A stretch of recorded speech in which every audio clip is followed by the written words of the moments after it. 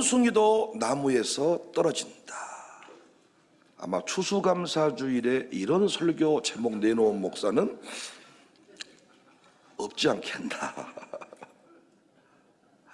한번 따라서 하세요. 원숭이도 나무에서 떨어진다. 속담에 원숭이도 나무에서 떨어진다는 말이 있어요.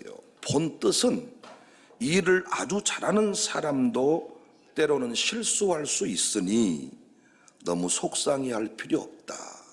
위로라고 합니다. 그런데 왜 원숭이는 나무에서 떨어질까요? 본래 원숭이는 퇴뇌가 발달해 있어서 학습 능력과 문제 해결 능력이 뛰어나다고 합니다. 또한 입체적 시각을 가지고 있습니다. 팔은 길고 튼튼해서 어지간해서는 떨어지지 않아요. 손가락은 운동성이 좋고 악력이 강해서 잡은 걸 쉽게 놓지 않아요. 이동하는데 유용합니다. 그런데 왜 원숭이가 나무에서 떨어지는가? 심지어 떨어져서 죽어요. 왜 떨어져 죽는가 봤더니 6가지 이유가 있습니다. 첫 번째 이유는 집중력이 부족해요. 두 번째는 나뭇가지가 썩은 가지를 붙들어 가지고 떨어져요. 세 번째는 체력이 고갈되어서. 네 번째는 외부 공격 등으로 흥분을 해서.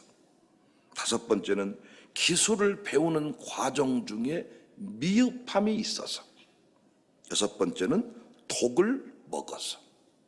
이 중에서 열대 밀림 속 야생 원숭이가 떨어져 죽는 것은 주로 독을 먹어서 떨어져요.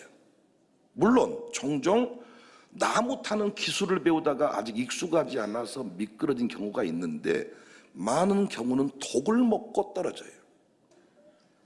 그런데 동물원에서 사육 중인 원숭이는 조금 달라요.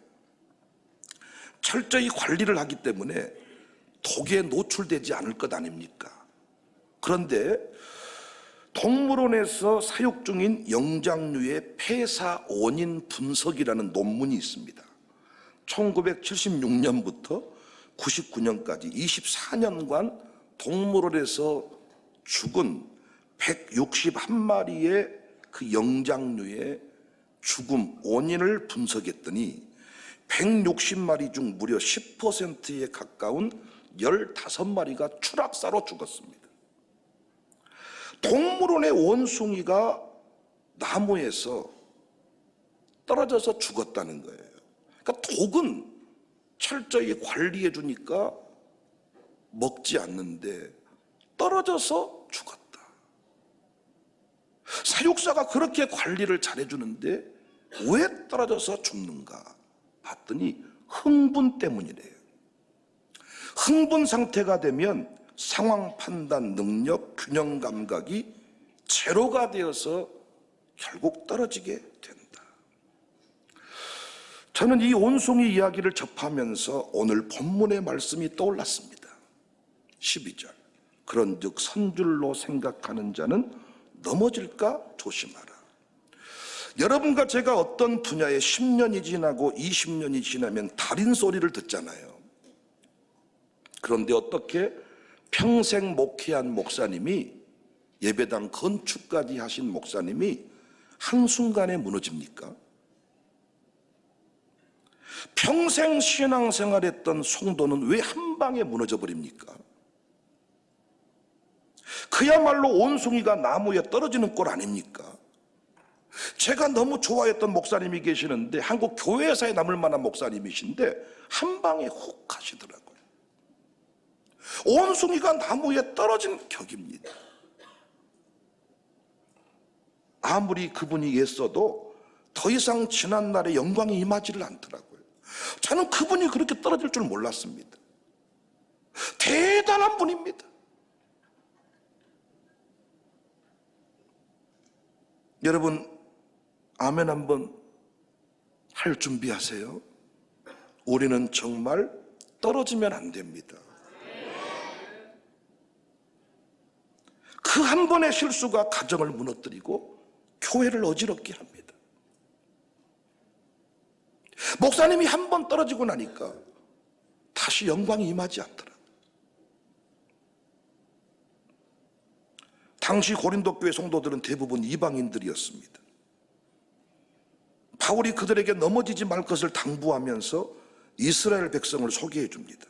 여호와 하나님께서 내 백성이라고 꼭 집으신 그들, 구름과 바다에서 세례를 받았습니다. 신령한 음식과 신령한 음료를 마신 사람들입니다. 죽음의 광야에서 구름기둥과 불기둥으로 인도함을 받은 주인공들입니다. 홍해 건넌 사건을 세례라고 하잖아요. 하나님의 특별한 사랑과 초자연적인 능력을 극적으로 경험한 자들입니다. 그들의 아이덴티티는 얼마나 유별났겠습니까? 대통령하고 전화 한 통화만 해도 문자만 주고받아도 나 이런 사람이야 요새 떨고 다니는데, 이스라엘 백성의 그 긍지는, 정체성은 유별나지 않았겠습니까? 그런데 그들이 망했어요. 능력 많은 원숭이가 나무에서 떨어졌어요.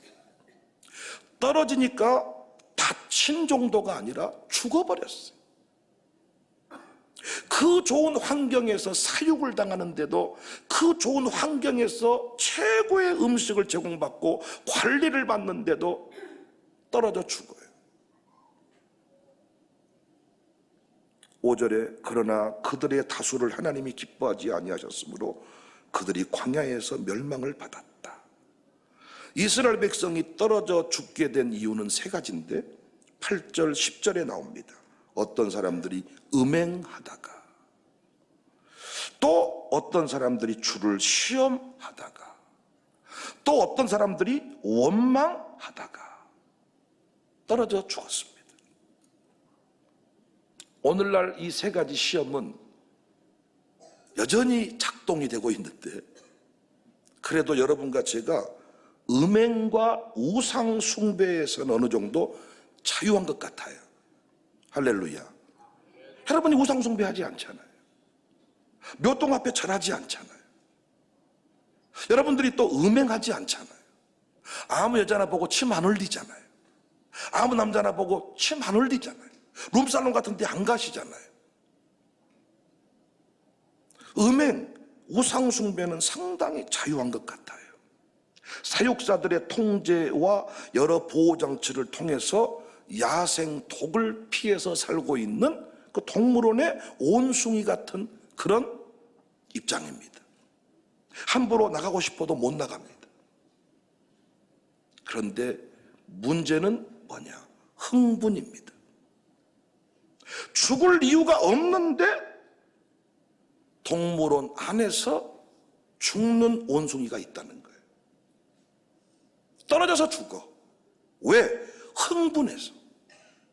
쥐가 흥분해서 성질내다가 판단력이 흐려져 가지고 안 잡을 나무를 잡아버리고, 안 뛰어야 되는데 뛰어버리고, 저쪽 우리 밖에 있는 누가 자꾸 원숭아 원숭아 놀리니까 저놈을 죽여버리겠다고 달려들다가 떨어져서 죽습니다. 꼭 여러분과 저의 모습 같지 않습니까? 우리가 술을 먹습니까? 제사를 지냅니까? 우리가 술집을 드나듭니까? 다른 이성을 만납니까? 기독교인 남자처럼 여자처럼 불쌍한 사람들이 없죠. 한 여자만 보고 30년 50년 100년 살다가 죽습니다. 예쁘든지 말든지 잘생기든지 말든지 우리하고는 상관이 없습니다. 우리 교회 청년들도 이 부분에 대해서는 주의하는 것 같아요. 이성교제, 잘못된 음행, 우상숭배 주의하는 것 같습니다. 문제는 흥분입니다. 흥분할 때 별의별 소리를 다 해버려요. 배는 게 없어요. 제대로 된 판단을 못해요. 흥분하면요 은혜도 막 원수로 갚아버려요. 이스라엘 백성들 보십시오. 계속 성난 온숭이 같지 않나요? 이스라엘 백성들 심심하면 옷을 찢어요. 돌을 던져요. 그리고 마음에 없는 소리를 해요. 과거가 좋았다, 그때가 좋았다, 뭐단 뒤 왔는가 모르겠다, 죽여버리고 갑시다. 여러분 공감 좀 해주세요. 우리가 술을 먹기를 해요, 여자를 만나기를 해요. 그런데 우리 안에 망한 사람이 있단 말이에요. 여러분과 제가 우상 숭배를 합니까? 몇 동을 섬기기를 합니까? 뭐 몇 자리를 보기를 합니까? 몇 분이 저한테 사인을 보내주네. 음행한 사람이 있어요.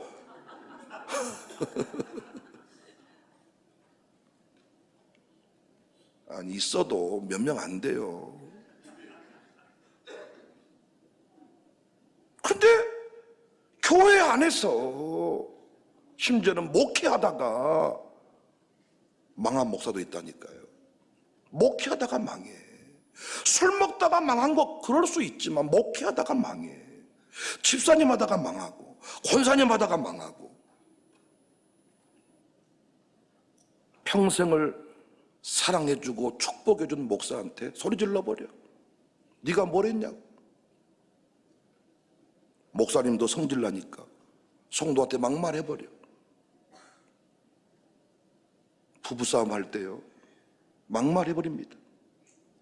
네 집구석 내 집구석, 너 같은 것 나 같은 것. 마귀 사탄은 이 사람에게 분노의 영을 보냅니다. 분열의 영을 보냅니다. 흥분 잘하는 사람한테 뭘 보내요? 분노의 영, 분열의 영을 보내서 점령해버립니다. 흥분, 급발진. 해픈역으로 끝난 적이 없습니다. 흥분하고 급발진 있잖아요. 급발진. 제동장치가 잘 안 되는 사람들, 급발진. 그냥 가버려. 직진해버려 그냥. 마귀 사탄이 이 흥분한 상태를 그냥 넘긴 적이 없다고요. 이스라엘 백성들이 흥분하고 옷을 찢고 돌을 던지고 그들 다수가 광야에서 멸망당했다. 광야는 교회라 그랬잖아요. 교회에서 멸망당한다니까요. 이번에도 육군 아주 엘리트 출신 장교가 토막 살인자가 되었습니다. 얼굴이 이렇게 공개가 됐는데 너무너무 잘생기셨더라고요. 그리고 그 대단한 군의 어떤 그 전투력이고 아주 대단한 분이더라고요. 그런데 여인하고 그 잘못된 사랑을 하다가 흥분해가지고, 왜? 사탄 마귀가 그냥 두지 않죠. 흥분했을 때. 모세가 가나안 땅에 들어가지 못한 이유가 뭡니까? 헐리우드 액션 때문입니다. 헐리우드 액션 아시죠? 축구 같은 거 할 때 반칙을 유도하기 위해서 스쳤는데 자빠져. 응? 특히 그 동생들이 형님, 누님, 오빠들을 엄마 아빠한테 얻어맞게 할 때 진짜 그 막내 동생들 있잖아요. 딱 이렇게 뭐 지가 나를 열받게 해놓고는 딱 이때 엄마가 이리 와. 그래서 그 오빠 언니만 맞잖아요. 그래서 이때 매 맞으면서 너는 엄마 아빠 없을 때 죽기요. 동생들 헐리우드 액션 있어요 없어요?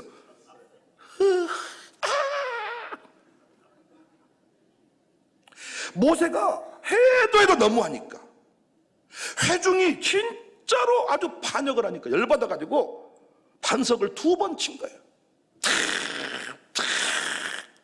화난 걸 보여주는 겁니다. 목사가 목회하다 보면 남의 집 새끼들이 하도 까불고 설칠 때 뭐라고 해도 그 부모가 통제가 안 되니까 누구 보고 화를 냅니까? 목사 아들 딸 보고 가만히 새끼야 같은 게.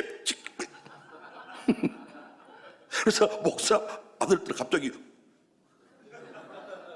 이런 젠장 교회 안 다녀야 되겠다. 상처가 많아가지고 그렇게 제가 하지 마라 그랬는데 이를테면 뭐 여자들이 또 뭘 했어. 그럼 누구 보고? 목사가 자기 와이프 보고 그랬잖아. 성도들은 왜 저런데? 아내는 또 너한테만 왜 그런가? 헐리우드 액션. 민수기 10장 10절 12절. 모세와 아론이 회중을 그 반석 앞으로 모으고 모세가 그들에게 이르되 반역한 너희여 들으라. 우리가 너희를 위하여 이 반석에 물을 내랴. 모세가 그의 손을 들어 그 지팡이로 반석을 2번 치니 물이 많이 솟아나므로 회중과 그들이 짐승이 허천나게 퍼먹더라. 아니, 돌로 쳐 죽인다고 했으면 물을 안 드셔야죠. 근데 또 모세가 물을 주니까 따 물이 아주 맛있네. 따 모세가 열 바꿨어요, 안 바꿨어요? 우와, 따 저 잡것들 진짜. 여호와께서 모세와 아론에게 이르시되 너희가 나를 믿지 아니하고 이스라엘 자손의 목전에서 내 거룩을 나타내지 아니한 거로 너희는 이 회중을 내가 그들에게 준 땅으로 인도하여 드리지 못하리라. 광야를 바라보고 이 가나안 땅을 바라보고 들어가지 못합니다. 성지순례 가보시면 그 눈물이 그대로 남아 있습니다. 순간의 흥분이 하나님의 계획과 영광을 가리는 심각한 결과를 낳을 수가 있습니다. 잠언 16장 32절에 노하기를 더디하는 자는 용사보다 낫고 자기 마음을 다스리는 자는 성을 빼앗는 자보다 낫다. 원망, 불평이 왜 무섭냐? 흥분의 감정에 기름을 뿌리는 거예요. 원망, 불평이 왜 무섭냐? 흥분의 감정의 급발진의 상태에 기름 뿌리는 거다고요. 흥분을 다스리는 자가 마귀의 밥이 되지 않습니다. 사랑하는 여러분, 여러분이 이 교회에서 1년 동안 이렇게 승리하게 된 것은, 신앙생활 잘해서 후대까지 영광이 된 것은 여러분이 성질관리, 분노관리 잘 하셨기 때문입니다. 어찌 교회 공동체 안에 성질낼 일이 없답니까? 어찌 담임 목사가 흥분할 일이 없답니까? 어찌 헐리우드 액션 벌일 일이 없겠습니까? 그래서 저도 실수 많이 했습니다. 저도 제 아들, 딸 손으로, 그냥 제 아들들, 딸은 없어요 제가, 제 아들들 손으로 이렇게 따귀를 때려버린 적도 있습니다. 흥분이 됐습니다. 저 흥분. 사람들에게 받은 스트레스가 있었습니다. 그것이 제 아들에게 그대로 그냥 노출이 돼버렸습니다. 어린 아들이 얼굴에 자국이 남았는데 아빠가 때렸습니다 말하지 않고 다쳤습니다. 잊을 수 없는 제 부끄러운 과거입니다. 저도 화가 나 있는 상태에서 아내한테 난 너 성질 그렇게 더러운 줄 알았으면 너랑 결혼 안 했다. 미친놈 같은 말을 한 겁니다. 제가 한전 아니었으면 장가도 못 갈 놈이 또 뭔 말해? 나 너한테 칠 마음 없어.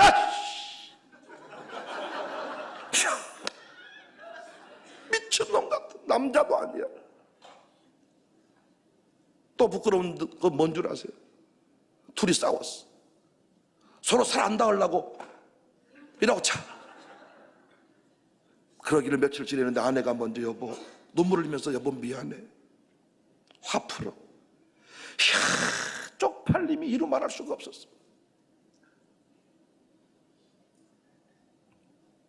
원숭이가 나무에 떨어질 일이 없대요. 죽을 일이 별로 없대요. 이 사육 중인, 특히 이 원숭이는 관리가 잘 되니까, 조련사들이 아주 그 훈련된 그 직원들이 다 영양제까지 주니까. 그런데 흥분한 놈은 잡을 수가 없다네요.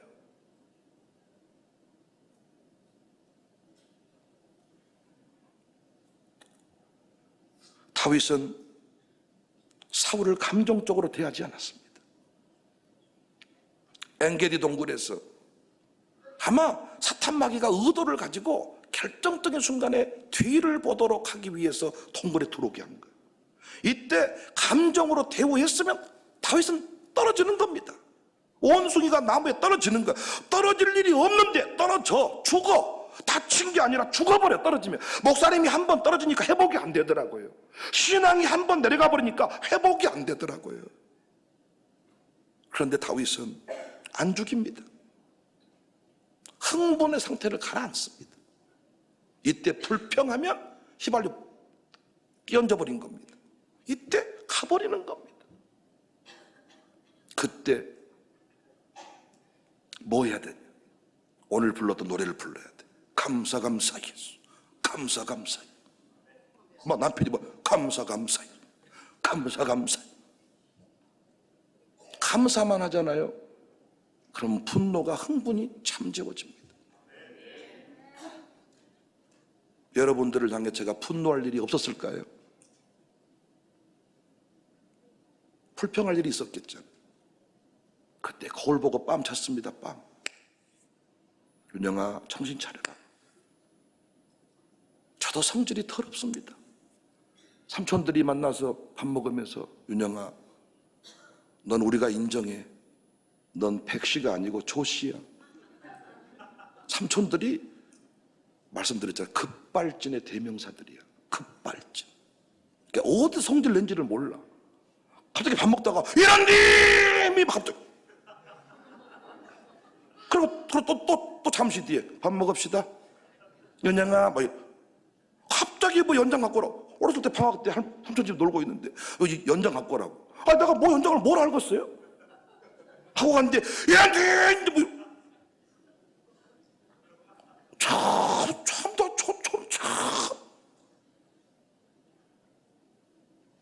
근데 삼촌들이 그래. 윤정아, 넌 조씨야.